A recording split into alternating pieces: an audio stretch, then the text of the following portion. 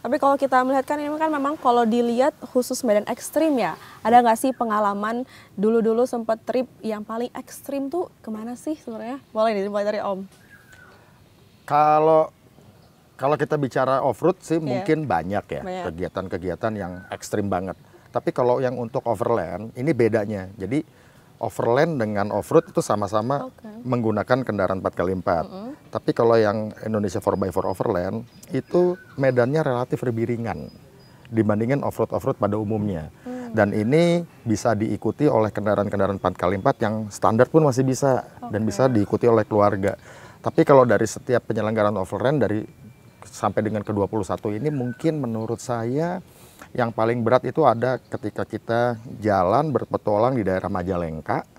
Jadi saya lupa nama tempatnya apa, tapi ngelewatin hutan pinus, terus hujan gitu ya, emang tempatnya gelap, hutan kanopi begitu, terus tanah dan sebagainya.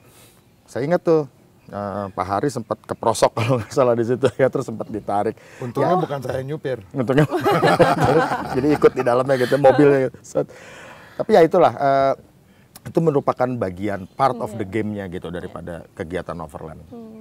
Tapi kalau misalkan tadi seperti Om Heri tempat pelosok itu ya, itu bagaimana tuh di saat perjalanan? Apakah nanti ada bawa bantuan atau bagaimana? Bawa. Oke. Kebetulan sebelum kita menjalankan Indonesia 4x4 overland, jadi pada waktu itu tahun 90-an, late 80 sampai dengan 90-an itu marak sekali event-event 4x4, 4x4. Tapi pada waktu itu karena euforia, jadi semua dilombakan. Kebetulan saya sama Yuma terlibat di situ, tapi dengan berjalannya waktu, umur, kondisi keuangan, kita sudah tidak bisa lagi ikut kompetisi. Walaupun hasil daripada kompetisi itu udah bawa piala banyak di rumah. Wow. Berarti Om Heri sama Om Yuma ini udah ini ya, udah jago banget ya, legend ya di dunia. Bukannya jago, kita pionir. Wow, pionir tapi ya. belum tentu jago loh. Tapi kalau udah pionir jago lah pasti lah ya. Kita pionir. Jadi dengan seiring dengan berjalannya waktu, umur, kondisi keuangan, ya akhirnya kita bikin perjalanan menuju ke tempat-tempat yang indah di Indonesia. Karena pengalaman kita, Indonesia kita tahu sangat indah. Iya. Sampai kita mati belum semua Indonesia yang indah kita bisa datengin. Iya. Saya yakin itu. Berarti memang walaupun kita sampai kapanpun jalan masih banyak ya tempat-tempat lain di Indonesia tuh yang belum kita jelajahi. Sangat banyak. Baik, kalau dari Om Yuma ada nggak tempat event yang paling berkesan pas didatengin tuh ada nggak? Semua bagus sih. Bagus ya? Cuman ada yang bikin memang ada yang lebih ya kesannya kan udah dari dulu tuh kayak Kalimantan gitu kan kayaknya wah ini bener. Tapi ya kita jalan terbesar ya, di dunia. Gitulah. Jadi malahan kita pernah arung jeram kendaraan naik di atas kapal, kita arung jeram pakai kapal itu, kita di atas mobilnya. Bayangin aja kita nggak pernah ngalamin seperti itu, kita ngejalanin kan. Ya itu ya kita semua tergantung si pemegang perahu itu kan. Jadi ya kita hanya siap-siap untuk kalau terjadi apa-apa ya pasti berenang ke pinggir gitu aja. Wow, luar biasa berarti experience-nya. Wah itu sih, coba pendalaman banyak kan. Saya juga makanya kadang-kadang bawa barang-barang yang saya lihat kayak ada tangga di penduduk. Saya tanya mau dijual atau gimana, bawa pulang taruh di atas mobil. Ya kadang-kadang kan untuk kita mengingatkan, oh kita pernah ke daerah sana, Tapi Hari lebih banyak. Karena Hari jauh, jangankan di Indonesia, luar negeri aja dia jalanin. Boleh-boleh ya. Saya pernah ikut sekali yang jauh ya. Yang beberapa tahun yang lalu ya. Itu waduh jauh banget tuh sampai ke Brunei ya. Sampai ke Brunei. Iya, ke Brunei. Bawa mobil? Itu pengalaman saya pertama ikut sama dia. Itu biasanya berapa lama Om kalau sampai? Jadi nggak perlu punya mobil. Jadi kita bisa nebeng. Nebeng bisa ya, kalau punya mobil dulu kita mau nebeng ya. Nebeng sama teman. Itulah kejadian yang saya nebeng sama teman. Ya udah, ngerasain lah sampai Brunei. Oh luar Luar Jadi biasa. kita, Kalau sampai ke Brunei itu biasanya berapa lama Om perjalanannya? Saya pernah bikin perjalanan 66 hari. 66 hari, wow. 66 hari. 2 Jadi bulan lebih ya? 2 bulan lebih. Pengalaman pertama saya diajak oleh teman dari Malaysia di Sabah tahun 96. Dia ingin membuat satu perjalanan keliling Kalimantan. Oh, Sedangkan Kalimantan itu kan belum ada jalan. Jalan di Kalimantan itu kan baru 25 tahun. Tahun 96 belum ada jalan sama sekali. Jadi kita surveinya aja sebulan. Kita keliling seluruh Kalimantan. Jadi seluruh Kalimantan 3 negara. Malaysia, Brunei, Sabah, Sarawak, dan Indonesia. Itu tahun 96. Ketika itu saya merasa tertantang untuk membuat terus perjalanan-perjalanan mengelilingi Indonesia. Kebetulan saya ketemu sama organizer dari salah satu perjalanan yang paling diperhitungkan di dunia. Kalau saya boleh sebut namanya Camel Trophy. Oke. Itu saya ketemu sama CEO-nya. Saya tanya, karena kan Camel Trophy itu 4 kali di Indonesia. Hanya satu negara yang ketempatan Camel Trophy 4 kali. Saya tanya sama dia, kenapa kamu bikin event sampai 4 kali di Indonesia? Dia bilang, the best off-road playing ground is in your country, especially Kalimantan. Jadi dia bikin 4 kali. Belum pernah ada negara di dunia ketempatan 4 kali. Playing ground. Playground ya. The best off-road playing ground, especially Kalimantan. Nah, tahun 97 saya dapat sponsor dari negara Brunei. Saya bikin lagi event keliling Kalimantan lagi. Wow. Pada waktu itu sayangnya ada kebakaran hutan cukup besar, jadi ya kita tersendat sampai mulur 1 bulan lebih gitu. Jadi dan itu kita akan terus jalanin, tapi tidak bisa setiap tahun karena minimnya sponsor. Minimnya sponsor. Oh, mungkin ini ya, banyak masyarakat mungkin belum banyak mengenal kali terkait overland ini, makanya mungkin agak masih sulit nih. Ya. udah jauh lah itu, ya. udah yang apa ya, yang udah. Cuman kalau tadi kan sempat dengar yang Om Yuma bilang tuh, Iya. datang ke mana, ke daerah mana, terus bawa oleh-oleh ya. sesuatu yang mungkin jadi ciri khas daerah tertentu dan itu unik dibawa kemana. Dan saya masih ingat banget kenapa pada tahun 2017 lah kita bikin Indonesia 4x4 Overland itu pertama kali. Itu saya ingat banget, waktu itu ayah saya pernah bilang, Pak Haris Sanusi, Indonesia tuh kenapa unik? Karena begini, katakanlah kita berangkat dari titik A ke titik B. Ini daerah kota A atau kota B gitu ya. Nah, kita jalan dari A ke B, itu katakanlah 100 kilo overland, jalan darat. Begitu sampai di kota B, ternyata budayanya udah beda. Bahasanya udah beda. Kulinernya udah beda, bentuk rumahnya udah beda. Adat istiadatnya berbeda. Kita jalan lagi ke kota C, 100 km lagi. Beda lagi, kadang-kadang muka orangnya juga udah beda.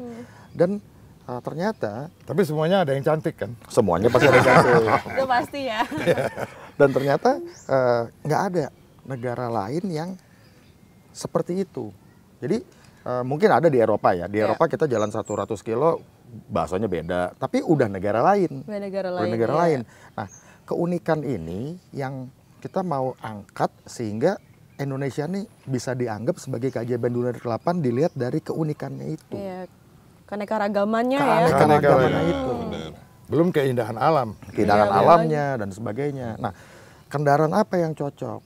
Kendaraan-kendaraan jelajah seperti di belakang ini. Dan itulah makanya kenapa kemudian kita bergabung. Pastinya ada senior-senior di sini. Yuk kita bikin. Kita punya nih pengalaman, kita punya kemampuan dan sebagainya. Dan sebagai tambahan ini, Vin, Iya. kedua senior kita ini, Om Yuma dan Pak Haris Sanusi, kebetulan juga sebagai pendiri dari Federasi Offroad di Indonesia. Wow. Atau yang memang disebut udah dengan Indonesia legend Offroad banget ya. Federation. Betul. Makanya udah cukup nih kita bikin nih di tahun 2017. Yuk kita bikin, kita jalankan sama-sama. Berarti mungkin kalau kita lihat balik lagi ke awal bikin ya, apa sih sebenarnya tantangan-tantangan sebelum bikin Indonesia 4x4 Overland ini? Ada nggak sih tantangannya? Tantangannya yang jelas sih, kalau dukungan bagus, karena dari federasi juga bagus ya. Kita juga terima kasih banget dengan Indonesia Off-Road Federation. Kebetulan saya juga pengurus di dalamnya dan kedua senior kita ini juga sebagai pendirinya. Dukungannya bagus. Tapi bagaimana mengconvince orang-orang bahwa kegiatan ini bermanfaat buat mereka, cukup aman dan menarik. Nah itu yang untuk di awal-awal saya ingat banget di 2017 itu pesertanya cuma 7 mobil. 7 mobil ya? Cuma 7 mobil. Karena mereka mungkin ini barang baru nih. Biasanya kan orang taunya off-road.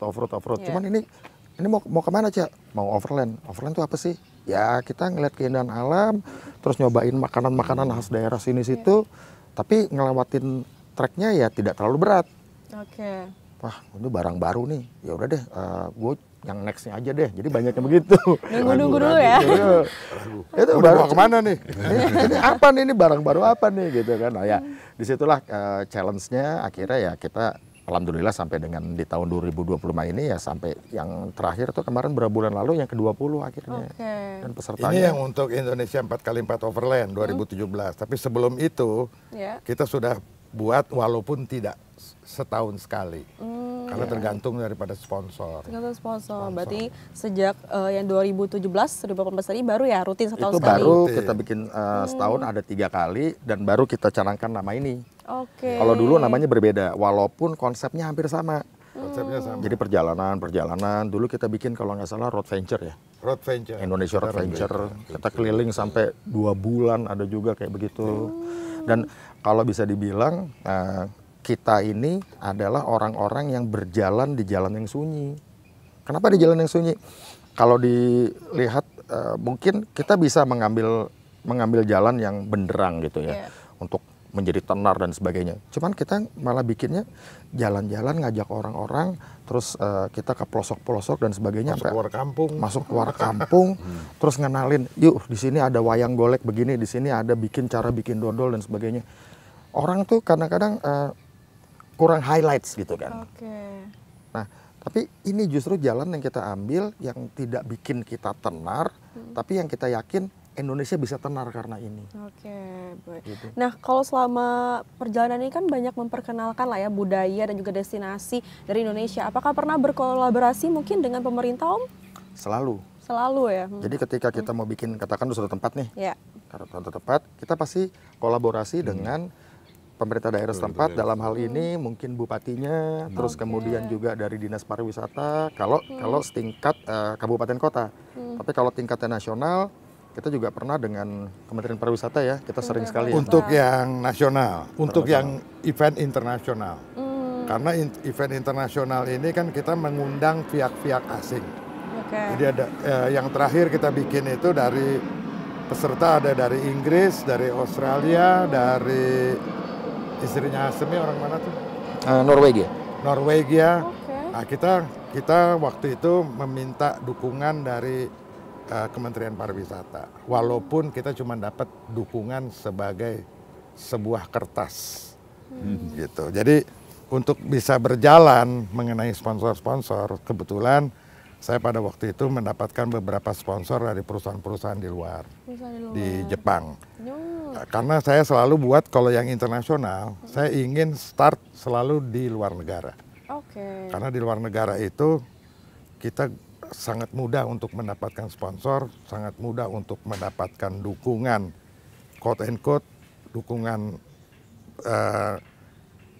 dana dan dukungan moral, material dan moral. Kalau katakanlah di negara lain ya, kalau mereka tanya, you start di mana? Oh start di hotel. Kenapa jelek benar startnya di hotel? Kita nggak punya uang. Biasanya Kementerian Pariwisata sana, dia support 100%. Padahal beberapa kali kita bikin event di satu tempat, 3 jam kemudian sudah masuk ke Indonesia. Jadi cuma start aja. Cuman mereka pinter lah. Mereka panggil wartawan hampir dari seluruh Asia, dia bilang, lihat negara kita hebat, semua datang ke Indonesia. Nah itu cara memasarkan pariwisata yang cukup bagus Cukup menurut bagus saya. ya. Berarti emang ini eventnya udah skala internasional ya, udah sampai banyak orang asing Yang gitu. tahun 2000 berapa yang Petronas? Oh itu belum ada Indonesia 4x4 Overland. Jadi kita tahun 2006 itu kita bikin keliling Indonesia selama 62 hari. 66, 66. 66 hari, 12.000 kilo. 12.000 kilo, pesertanya ada 21 kendaraan ya. Ya, dari luar 21 kendaraan negara dari luar semua. negara. Berarti kalau misalkan saya penasaran sebagai orang awam, kalau itu kan persiapan untuk overland selama 2 bulan itu tuh apa saja sih? Wah, itu logistical yang paling berat. Paling berat ya. Jadi gini, jadi satu perusahaan menunjuk saya untuk mereka jalan-jalan di seluruh Indonesia. Tapi waktu itu saya cut Provinsi Maluku, Papua, dan Timur Timur. Oke. Karena terlalu mahal dan waktunya nggak mungkin ngejar. Jadi selain 3 provinsi itu kita masukin semua. Perusahaan tersebut all out, no limit budget. Full support ya. Ya, yang kesulitan kami itu menyediakan bahan bakar di tempat-tempat terpencil. Karena begitu kita datang ke sana dia maunya ada. Ketika saya minta, pemilik gas station nggak berani. Jadi saya harus nyediain sewa tangki, beli bahan bakar, ditaruh di tangki itu, tunggu sebulan sampai kita datang baru. Nah, itu bahan bakar tersebut 1 liternya bisa 17 kali lipat lebih mahal kalau kita beli di gas station. Oke, jadi lebih Itu mahal ya jauh ya. 17 kali lipat. Kalau sekarang 10.000, 170.000. Ya. Itu yang termahal karena kita harus sewa tempat, kita tangki, kita harus beli bahan bakarnya. Mereka minta guarantee 100% kita datang bahan bakar tersedia. Itu yang sulit.